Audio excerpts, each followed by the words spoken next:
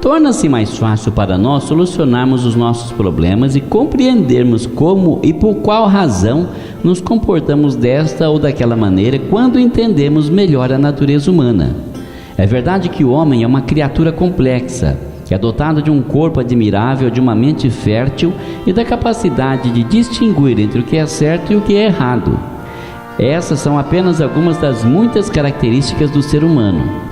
Essa descrição nos revela que ele tem um aspecto material ou físico, que é palpável ou pode ser visto, e um aspecto imaterial ou não físico, que não pode ser visto, medido e nem analisado em laboratório.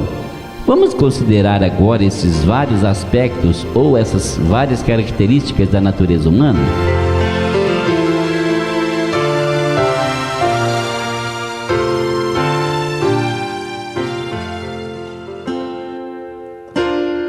É muito fácil para nós identificar o aspecto físico ou material do homem. É aquilo que vemos em outra pessoa. É aquilo que um médico examina e sobre o que um cirurgião opera. Esse corpo físico pode ser pesado, medido e analisado em laboratório. É o corpo humano.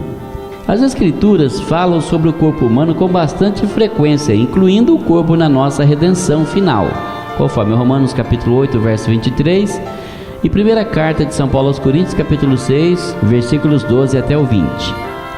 Qual é o valor que a Bíblia dá ao corpo humano?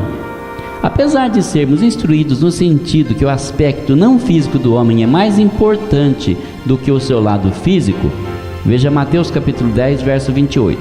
Nós não devemos pensar que os nossos corpos sejam desprezíveis ou inerentemente maus.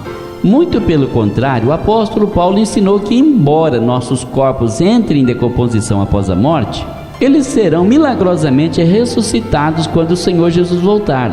Leia Filipenses capítulo 3, versos 20 e 21, onde está escrito: a nossa cidade está nos céus, donde também esperamos o Salvador, o Senhor Jesus Cristo, que transformará o nosso corpo abatido para ser conforme o seu corpo glorioso.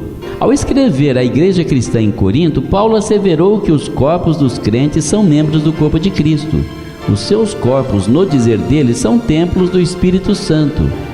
Por essa razão, ele recomenda que os crentes honrem a Deus através de seus corpos. Leia 1 Coríntios capítulo 6, versos 15, 19 e 20.